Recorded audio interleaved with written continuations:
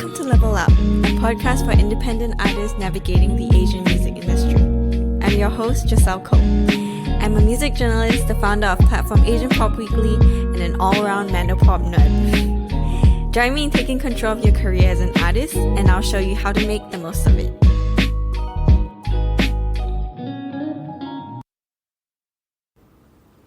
Hi guys, and welcome back to another episode of the Level Up podcast. So this week we are still doing our deep dive into the world of digital distribution, but this time we're going more into depth in terms of the Greater China music market, because it is a market that everyone is interested in some aspect, be it you are a Mandarin artist who wants to learn more about the environment that you're in, or you might be a business professional who has zero idea about the Greater China streaming market. Well, have no fear, because today we've invited a very special guest to help us tell the story of the Greater China music market. And that special guest is my good friend and also the head of Believe Taiwan, Tseng. So Jim is a very good friend of mine. We met a couple years ago, but basically he is what I would consider an expert on the Taiwan music market, especially the digital side of it, and also because he was based in Beijing for many years. So he actually has a really good grasp on what mainland Chinese audiences like, what the culture is like there, and also can give an overview of the mainland streaming market as well. So just before we get into the interview, I'd just like to remind everyone to subscribe to our Patreon page if you would like to get some resources to go along with this week's episode. So this week we've got a list of questions that you might want to ask yourself before you even start finding a distributor. So it's kind of questions that can help you formulate your plan or to make sure it's foolproof before you even start talking to a distributor about releasing your music, and also a resource checklist for data analysis for artists. I think that's quite interesting. I don't think anyone's ever done that. Anyway, without further ado, let's get into the interview. Hi, Jim. Welcome to my podcast. Thank you for being here. Hello. So I guess I can do a little bit of an intro for you now, and then you can expand on that yourself. So Jim is actually, we have known each other for quite a while. I think maybe 5 years or so. He was actually someone I met when I was still working with Meme Wawa. He was kind of like the first label manager that helped us with like our digital distribution releases when he was working with KK Farm and Soundscape. But then afterwards, he went on to do some other work in the music investment department. And then now we are working together again at Believe Taiwan, where he is the head of Taiwan. I guess that's like a very simple summary, but do you want to also introduce yourself and like share a little bit about yourself, Jim? Sure. So I'm Jim. Like anyone who might be listening, before I dive into the professional side, I'm also a big music lover. I like playing guitar. Not a great player by any means, but I think passion is what counts. And professionally, like you said, I work at Believe, where I manage the business strategy and operations within the Taiwan team. So that's how we get to work together. And prior to Believe, I was lucky to be a part of several other teams and projects also in the Greater China region. So but I feel like letting the listeners know that if we go back a bit, I actually grew up in Beijing. My childhood was spent mostly in Beijing, where I studied there, but I also played in bands and, just played in most of the local bars and live houses that was around back then. Mm-hmm. And so that side of my background gave me an even stronger interest in both music as well as exploring the music within not just Taiwan, but the Greater China region. Mm-hmm. And after being in Beijing for about 10 years, I went on to receive my bachelor degree in the US, where I studied music in University of Miami. So that's sort of my quick background. I think it was really during the college years where I began reflecting and understanding more about the fact that music business is really business first, business as an engine to increase the probability of music going somewhere outside of our bedrooms. Ironically speaking, because I'm actually stuck in my bedroom because of COVID in Taipei. Yeah. So that's that. Well, I think saying you're not very good at the guitar is an understatement. Oh, but you just started learning guitar, but you already were playing bass before that, right? Right. So I studied music in college, as said earlier, and my principal instrument was bass. And guitar is just something for fun. I think it's quite important for any music industry professionals, if they're in the music industry, to understand what they're actually working on or working with, which is music.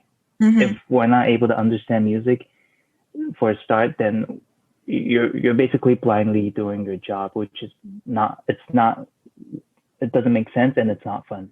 Yeah, and I think if you are just thinking about the business end of things, then it would just turn into any other job, right? If you're not thinking really about the music stuff. That's like a very interesting perspective, because I guess I'm always thinking about music business. Like, definitely, I think it has to be a collaboration between the two parts, because someone once told me that if you want to be a musician, fine, like that's totally fine. That's awesome. Go ahead. But if you really want to make something of it, for example, if you're an independent artist, you want a manager, you want a team to help you, then you really need to know you need to invest. You need to invest your time. You need to invest resources, and you really need to understand how the business side of the model works, and not just be like, oh, I just want to do music. I want to do it my way and put it out, and please, people come and help me. I think that's like a big conception that a lot of artists have. But so now let's move on more towards like the streaming side, which is a part of the industry that you are very familiar with. So I know that you were working before with KK Farm, which is very closely associated with KK Box, which is a local DSP in Taiwan. And obviously now we are both working at Believe, which is an aggregator. So between like going from that kind of like local Taiwan perspective of working with a local DSP to working with Believe, which I guess kind of has a little bit more of a global focus, but still local, what has the shift changed the way you think about the streaming market at all? When I was at KK Box, my time and effort was largely focused on the beginning of the process, which is the content creation part. And that's not because I stayed in the studios the whole time, but because I was either acting as an A&R figure, or I was later on analyzing and negotiating for labels and production houses to invest in. So in that sense, I was always on the content creation and manufacturing side. And of course, because Farm is very closely related to KK Box structurally. So I was able to learn from the side about how specific types of DSPs functioned. But if you think about it, I was always missing that middle portion, which is from when the content is created to when the content actually gets to the stores.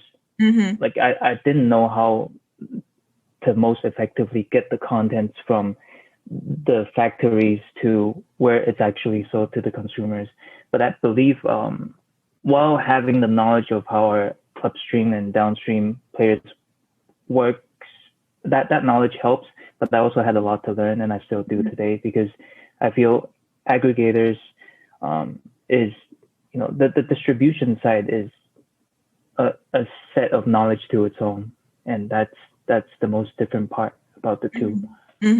So basically the shift in position, it changed the way you think about it, in that previously you were more at the start of the production process, whereas now you're thinking more about, okay, what artists can do with the finished product, like how can they actually like put it out onto the digital platforms and like optimize it, right?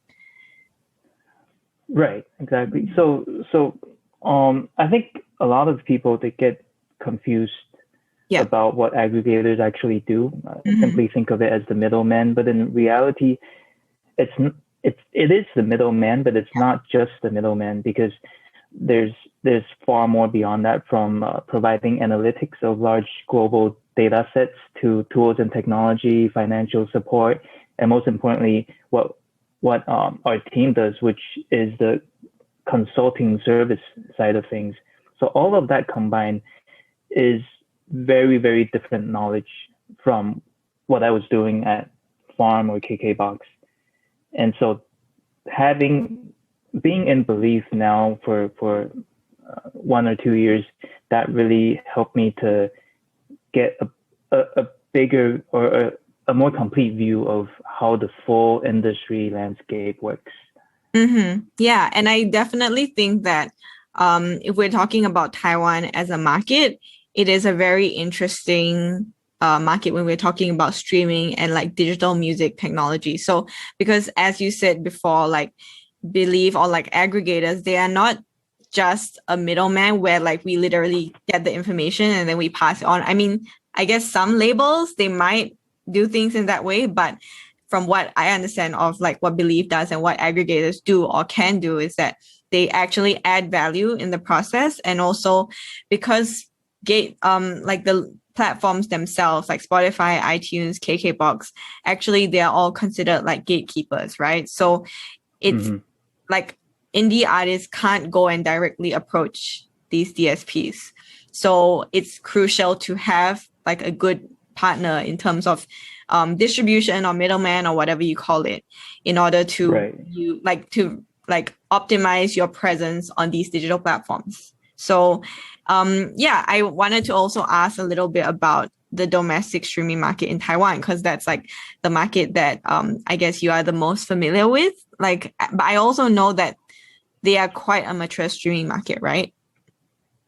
Right. It's the streaming market is quite mature as a whole, and I think without getting into the details of numbers such as end user growth or ARPU or market share, I could give a general view of how the Taiwan digital market is at this point in time, or how it has been evolving in the past year, because I find it quite interesting. If we look at Taiwan's music market, I think we were just chatting about this the other day. There's been a 5% growth rate over the past year on the market size.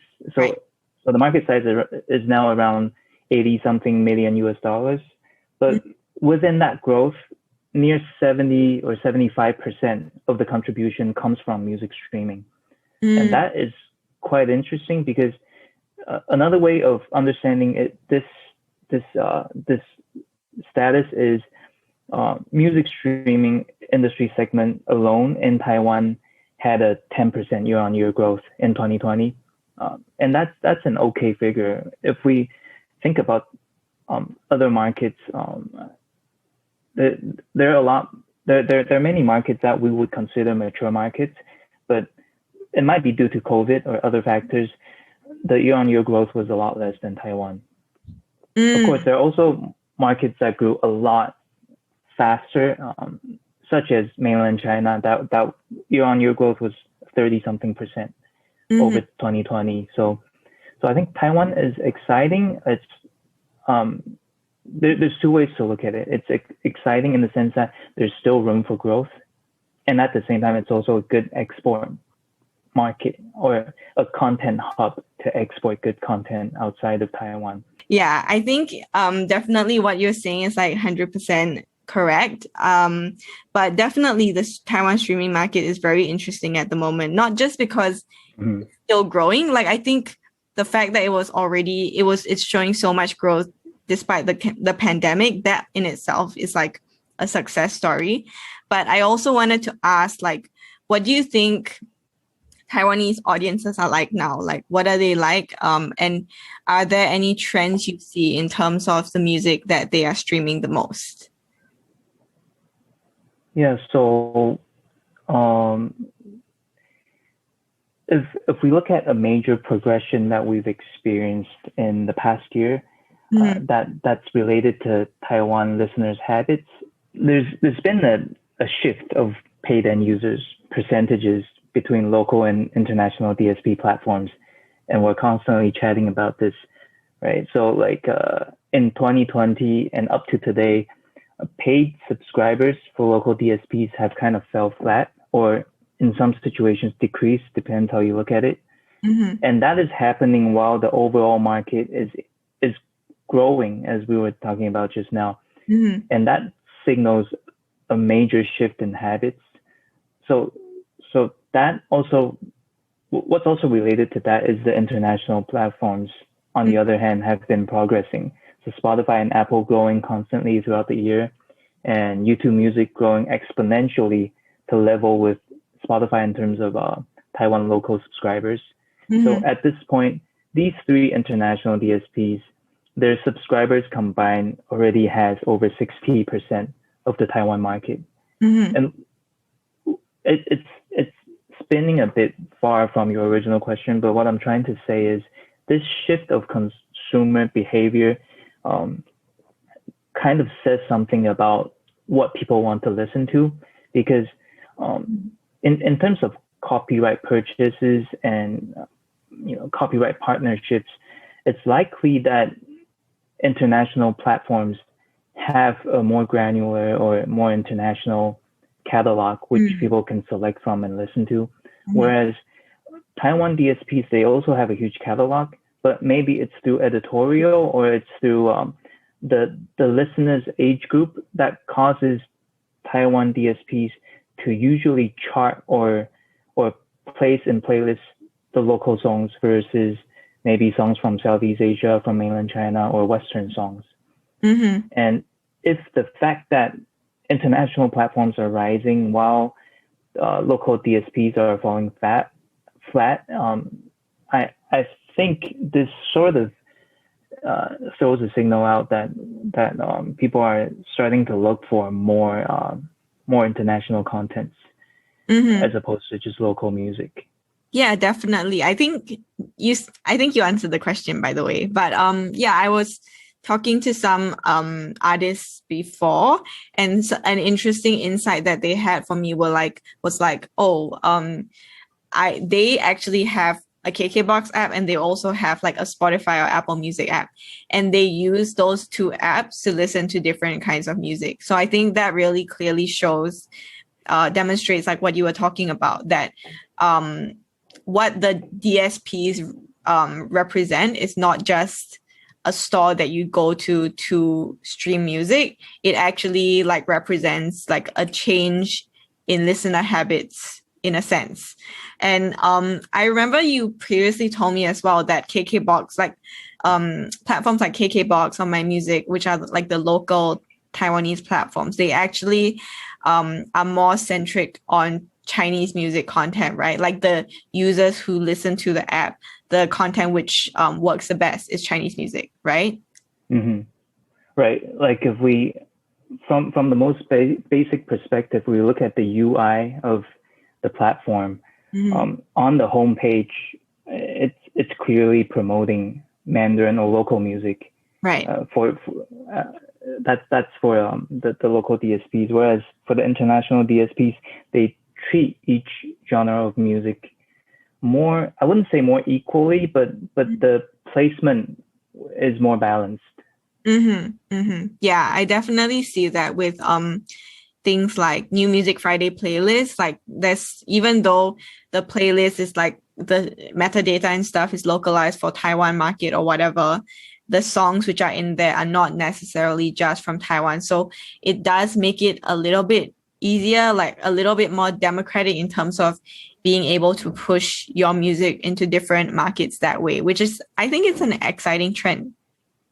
And that leads me on to like another question that I've got quite a lot. Like I think one year I was at Music Matters, and then I was meeting a lot of music industry professionals who are not from Taiwan, or like just didn't really understand the greater China music industry.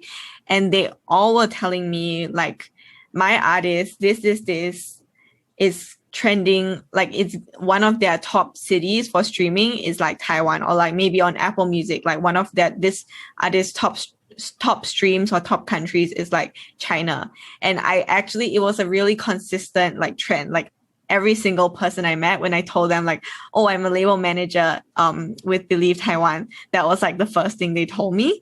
And I think that is a bit of a trend. So I wanted to ask your opinion on that. Like, do you know, for example, like in terms of Taiwan and maybe Spotify, like why is it that Taiwan often comes up as like one of the top streaming cities for artists who literally have no investment in the Taiwan region at all?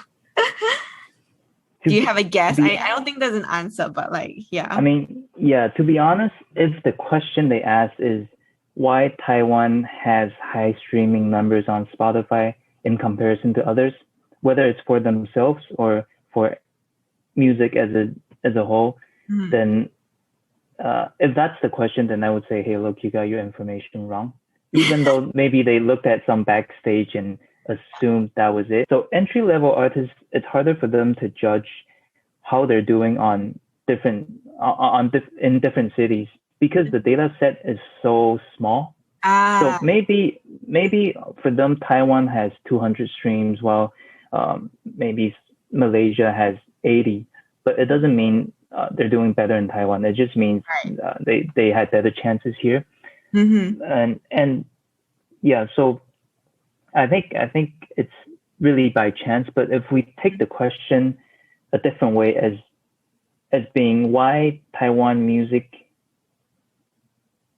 actually no, that would be a different question because I was thinking it the other way where if the question was why Taiwan music is streamed a lot, then I think there's a proper answer for it. Okay, well, if that was the question, then what's the proper answer?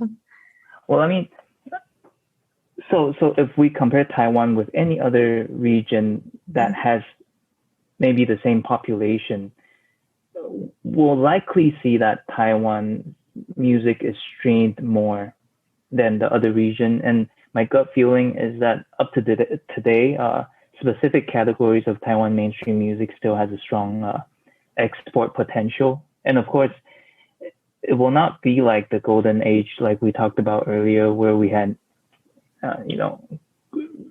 where we had generated mega stars to attract music consumption way beyond the physical limitation of this island. It won't be like that, but just based off of existing elements, we know Taiwan music benefits from certain advantages. Like first off, due to historical statuses, Taiwan artists benefit from attention of Mandarin-speaking population across Southeast Asia and certain parts of North America. And just thinking about that, Singapore and Malaysia alone has maybe 7 to 10 million population of Mandarin speakers who enjoy Chinese music. And perhaps due to a certain extent, they want to listen to those Taiwan music over other contents because that has a childhood connection for them. For sure. Yeah. And secondly, another advantage I believe is Taiwan music's relevancy to mainland Chinese music listeners is still quite strong. It's not as strong as it was 5 or 10 years ago, or even way before that. But over the past decade, even with mainland's music thriving quickly, I think some Taiwan music is still largely relevant to mainland fans, particularly indie rock bands or some like older pop tracks, Jay Chou or whatever.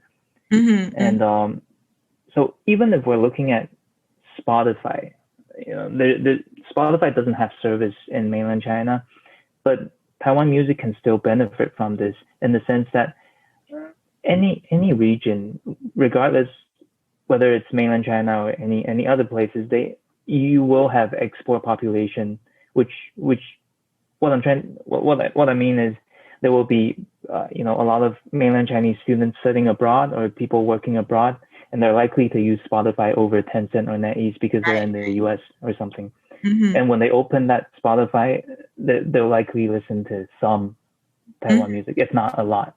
For sure. Yeah.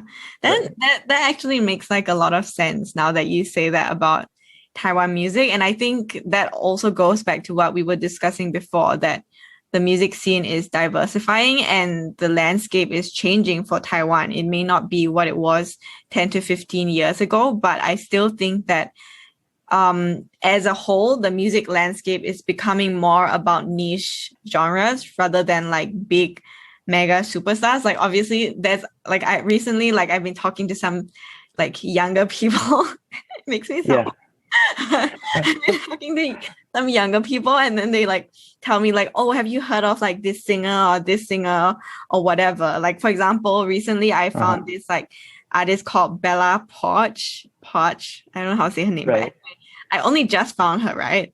But she's like number one artist on TikTok, like number one.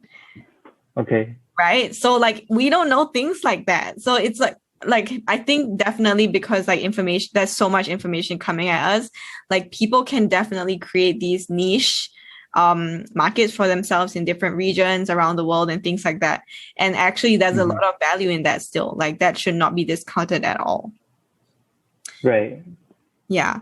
But I also wanted to go back to the topic of Spotify and like the monthly listeners, because yeah, I think it's definitely true what you said about indie artists. Maybe they just don't have enough data for it to give like an accurate outcome. Maybe they just like got placed by accident somewhere, or like someone found them by accident, posted them in like a Reddit forum, and then people are listening to that song, but that doesn't necessarily mean they're relevant.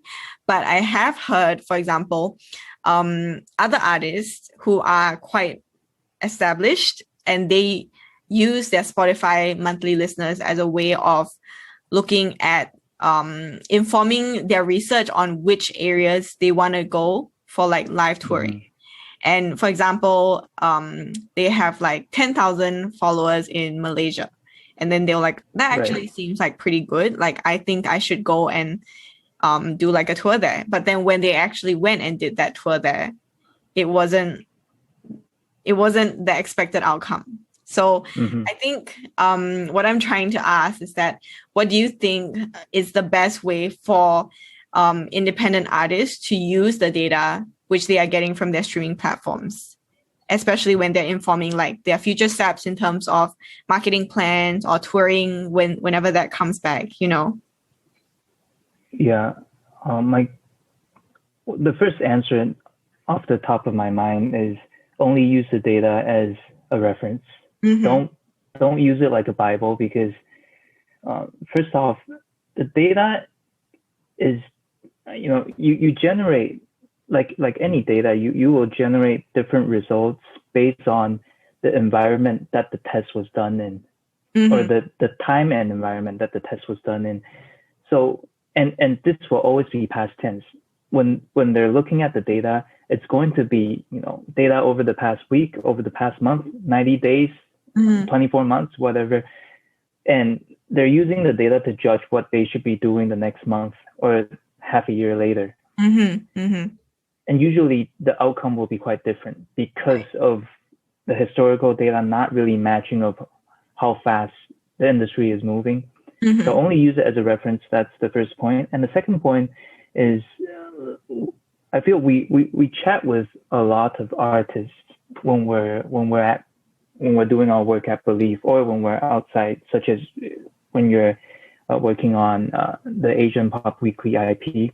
And a lot of the artists that we speak with, there tends to be a general misunderstanding where artists will use the data by looking at only certain figures, such as, I will look at my monthly listeners, because for Spotify, that is a public info. So they'll look at it and assume, maybe it's 10,000, 20,000, I'm quite big. Or they'll look at their overall stream counts. But I think the more meaningful way of looking at these stats will be to cut. I'm not sure how to say this in English, but for example, if we have 10 songs and there are 9 songs that are between 100 and 5,000 listens, while there's one song that's a million streams, I would actually cut that song off of my planning and consideration, because that one song, if that's the only one if that's way beyond or way below your norm, it's likely the song is big but you're not, or more like the song is big but it's not really affecting how Right, your reputation is at this point in time. right. Yeah, so I would really, pick whether it's the median or if it's the average of how my streams and how my performances are at that point in time. Right. So I think it's about taking these stats with a grain of salt and also like looking for an outlier, if there are any outliers or exceptions to the general rule of how your songs are performing. And then if you really want to use these stats to inform your future plans, then try and, I guess you could look at the data with the top song in mind, but keep that as like your best case scenario. But definitely you should also have like a normal case scenario or like a worst case scenario planned out in terms of using your data. And for me, I also think that since digital streaming and also like social media, they're becoming like more and more intertwined with things like Facebook upping their music game, and also TikTok, like everyone's using TikTok now. So I also think that it's very helpful to also combine the data or compare the data you get from streaming services and things like that with the data that you're getting from like your social media platforms, because they are looking at two different things. One of them is looking at people who are listening to your music, but that actually might be more passive. Whereas people who are like, for example, engaging with you on social media, like commenting, come to this place, we want to see your show. That's like a lot of rich data that can also be used to corroborate, I guess, like, and see whether you can look at it and see if you're getting the same results from the top streaming territories on your DSP performances, or if they're just like completely like not corroborated, then maybe you might have to think again about how you want to do this. Yeah. So I just wanted to hear your take on it. For example, like if you were to advise an artist on what kinds of data sets they should use, which are freely available to more artists, like which ones can they use in order to make the best decisions for themselves in the future? Like, do you have any recommendations? Well, I would use any data only as reference. And at this point in time, I feel like the data they should be using will only be useful if they're actually on that platform very frequently. Like if you're on there less than 2 or 3 times a week, it's likely the data doesn't represent you, just as you don't represent the data. But if you're on there more than 3 times, 5 times a week, then we can look at these data. And I think the most useful platforms, it's hard to say. I mean, it's hard to give an advice based on which platform has the most useful data, because it depends on the type of artist you are, depends on which region you're in, what's trending. You're going to use different platforms differently. But with any platforms, I think there's a concept that I would, as opposed to which data is most meaningful or useful, I think a concept is something I would advise. And the concept is to really look at data within an extended time length, as opposed to only 7 or 30 days. But that's contradicting to some artists because they're just starting out. So, and as a result, I feel like for artists that are just starting out, don't even bother looking at your data. But you should really be spending the time thinking about what your what your plan is. Well, I mean, that's a very bold statement, and I think I like it. Like, yeah, let me think about that, because I want to respond to that. Which part? The not looking at your data? Yeah, because I feel like that's because okay. I think what I'm trying to say is, rather than for new artists, they're always there's always the tendency to want to release music very soon and want to release music before anyone else or release it really quickly. But there's an issue with that, which is if before you release your music, you then think it through, you're basically throwing your music into a black hole. A black hole, right? Yeah, because what I would ask any artist when we're chatting with them is you should at least answer the very basic questions, like why you should have the reason as to why you're releasing this music. You're not releasing for fun. If you're releasing for fun, you don't need to release it. You just put it, record it with your iPhone and play it on your loudspeaker at home, and that's enough. But if you want to release it, there should be a proper reason behind it. And you should know your plan. Is it just one song? Is it multiple songs? In what time span? And aside from this release, what site support will you be providing to that music you're releasing, whether it's online or offline? Because it's so important to, again, not to just throw your track into the deep ocean and expect something magically to happen when everyone else releasing tracks are either doing the same and not having anything happen, or they're doing the same, but they're planning very well. And so just based off of chance, they're likely to have more awareness on their tracks versus yours. But thinking back, a DSP only has one landing page. Who is going to get that landing page or the limited attractions of people going on that DSP to listen to songs? It's likely the guys that planned versus the guys that are just throwing out a song and thinking they're going to have a hit. Thinking they're hot shit. Exactly. Yeah.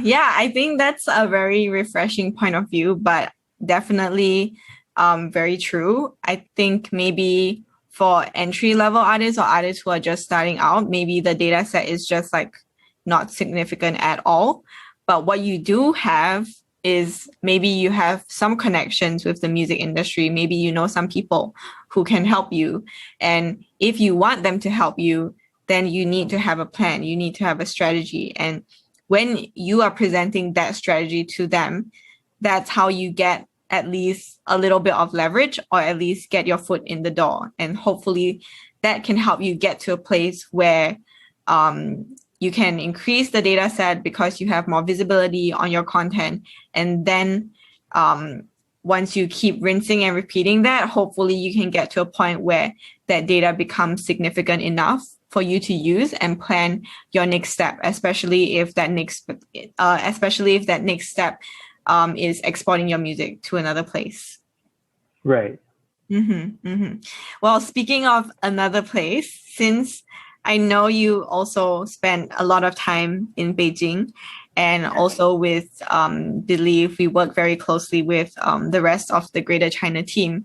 So I wanted to talk a little bit about the mainland streaming market as well, because if we're thinking about it from the perspective of independent artists or maybe like overseas business professionals, they don't know much about the market. To them, it's like a black box and they can't do it. They don't know how to access information within it. And sometimes the entry barriers just get a little bit high. So yeah, like I wanted to hear a little bit about, maybe you could give like an overview of what your thoughts are about the mainland music market, and how worth it is it for artists to get involved in this market?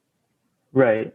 So, well, I'm not the expert of mainland music market or mainland streaming market, but I could give my understanding of how it is right now. And in my brain, I would categorize the global streaming market as having two ecosystems.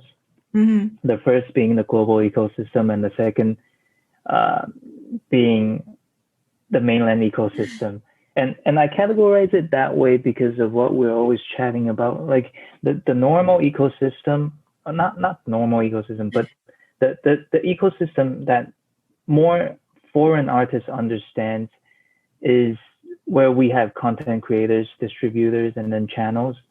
And sometimes they overlap, but it's not that frequently that they overlap. but then we have the mainland ecosystem, which is still very changing very, very quickly. But the system is at the stage where largest distributors are also creating content, and in some senses they're also distributing content. And also the big players are more centralized. So if we look at Taiwan, local DSPs off of the top of our heads, we can name 3 or 4, and then we also have the YouTube Music, the Apple, Spotify, whatever. But in mainland, the biggest music streaming platforms at the moment are TME and NetEase, and they're dominating like crazy. And so it's more centralized for one, and they're also the big players in distribution and content creation. So for that reason, any new players that are trying to break into mainland China will have a much more challenging time understanding and tackling the market. I think to sum it up, for 2 reasons. First, it's unlike anything that they've experienced before, which just now we mentioned is the global ecosystem. And secondly, the landscape has large gatekeepers. And by that, I mean NetEase, TME, their market cap, if we look at it, it's the type of content that these guys want to support. If you want to battle against that, it's highly unlikely to succeed in a short time. But if you're willing to devote time and energy and resource into it, then it's another story. So for you, what do you think? Let me see how I can phrase this. Like, what do you think are the kinds of artists who are primed, like, for going into the greater China market? I mean, like the mainland China market. Like, what kinds of artists do you think, like, oh, actually, this would be a very interesting part that could be added on to their strategy? Okay. Well, for start, I want to paint a picture, because I think just now we've been talking about a portion of the industry, or an aspect of the industry, but I want to be clear in the sense that mainland market is very big. If we look at market sizes, I remember it was 800 million USD or a bit more, and the whole industry is growing by, as we said, 30-something% year over year. So there are big opportunities there. It's not that it's impossible to enter. It's very hard. It's very hard. If we think of it as a game, it's super difficult mode. And what type of artist would make sense for the market? I think we can look at it in 2 ways. The first way is not just for mainland market, but for any market. If an artist of foreign background wants to enter that new market, they better be ready to devote at least the same amount of effort and resource in that market, if not more, compared to the local artists that are also working very hard to break in the market. Because first of all, they have the local advantage, the local artists compared to you, if you're a foreign artist. And if you're not even there in person or spending very, very much amount of time there, using their social media, doing online and offline promotion, whether it's organic or paid, if you're not doing any of that, it's highly unlikely to be any of the local artists that are working extremely hard. So that's not just for mainland, but for any market. But I've noticed specifically for mainland, a lot of our the artists that we encounter have an interest in mainland, but have not been there yet, or have only visited once or twice, but is not ready to relocate or at least spend significant amount of time there. Then if that's the case, it's very difficult. If we look straight up, if we look at the charts, I think there are 3 biggest genres of artists that might be able to make it, and that's hip hop, R&B type of pop music, and then indie rock. These 3 types. And the reason behind these 3 types of genres being able to make it easier than others, I cannot give an answer, because if we were able to give an answer, we would be artists ourselves. Yeah. Um, and but if we're thinking about these three type of genres, and off my gut feeling were to pick one genre that has the most chance of making it in mainland, I would say it's indie rock. Not because I am an indie rock fan, but that's not the reason. Uh, I think it's because out of these three genres, first let's talk about hip hop, right? It's very deep rooted in words, Yeah. and words convey local slangs, and they expose accents more so than other genres because you're talking more often. And I feel this makes bridging harder if you're a foreign artist. That's one. Right. And second is the urban R&B pop tracks that type artists. I think usually urban or R&B pop type stuff, it's in existence with commercial trends. But commercial trends are also deep rooted into local cultures. So if we're not really paying attention to local cultures, it's hard to really, translate that connection cross border. But then indie rock, on the other hand, likely won't be number one or number two on the biggest charts, but you have a better chance of making it simply because my understanding with indie rock bands is that maybe you're a 4-piece band or a 5-piece band, and the vocals or the words is only a part of the music that people are listening to. As a result, you're more likely to break culture barriers. Yeah. So that's my take on it. Right. I think that's very interesting. And I definitely agree with the indie rock one, also because I think that if we're looking at things from an audience perspective, because obviously the audiences want things which are relevant to them. And as you said, the mainland Chinese market is a completely different ecosystem to anything outside of it. So anything that you tell them, like any past successes you've had outside of this market on whatever platforms, they don't care. It doesn't matter to them at all. So you are literally starting from ground zero.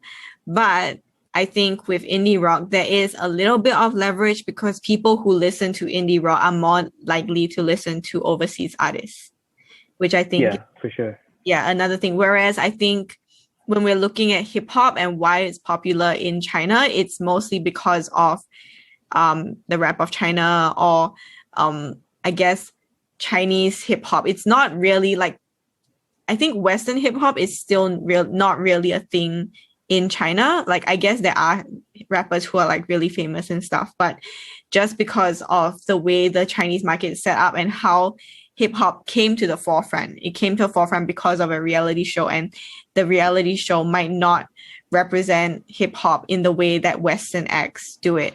So it's still considered like a very relevant style of Chinese hip hop.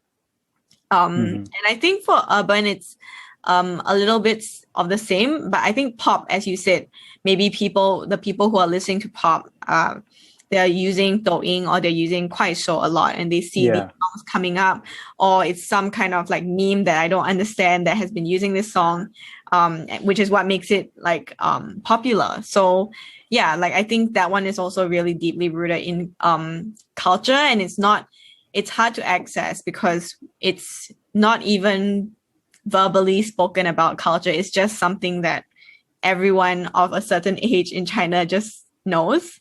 So yeah, I think that's a really interesting perspective, and I do feel like independent genres, you would have more of a chance of breaking into the mainland Chinese market.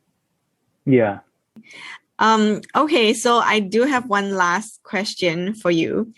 Given your experience with the streaming market in general and working with lots of different artists, talking to them and advising them, do you have any advice for any artists who have like absolutely no idea how to navigate their streaming and monetize it?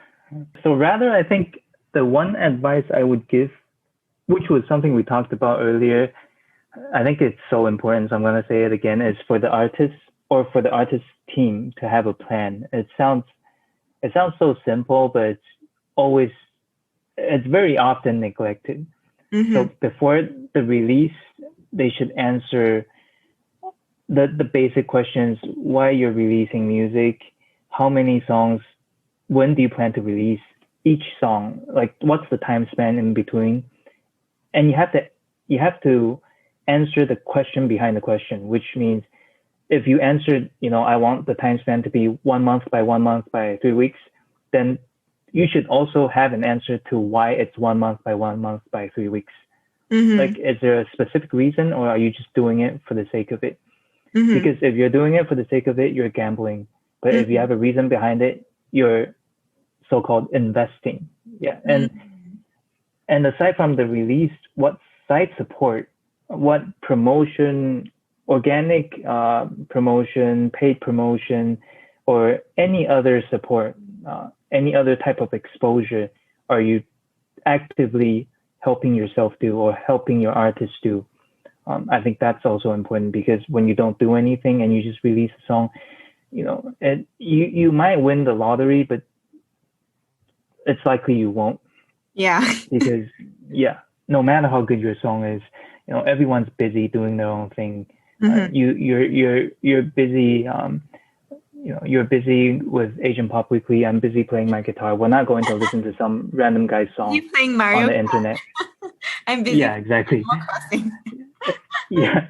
So in summary, it's just the artist and or their team needs to understand what the purpose is for releasing their songs and what they're going to do before and after release to support the song during its key window of exposure. It's not, that's also an important point. You can't start doing your thing or suddenly, you have a light bulb and you decide to do something, but the song has been released for 6 or 9 months. Yeah. That's too late.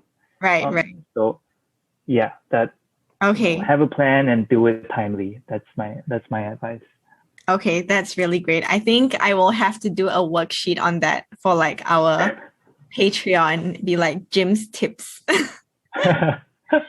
Anyway, thank you so much for being part of my podcast. Yeah, thanks really thanks for chatting with me. COVID makes everything slow down, and I'm really bored at home, so this was fun. No worries. I will see you tomorrow then. Okay. Monday. All right. Thank you so much, Jim. Bye. Okay, thank you. Bye-bye. The Level Up podcast is brought to you jointly by Blossoming Bridge Creative and Asian Pop Weekly. Be sure to follow on our socials at Asian Pop Weekly, and also check out our website if you're looking for more Mandarin or Asian music content. If you like what you're hearing on this podcast, be sure to like, subscribe, and follow, and we'll see you on the next one.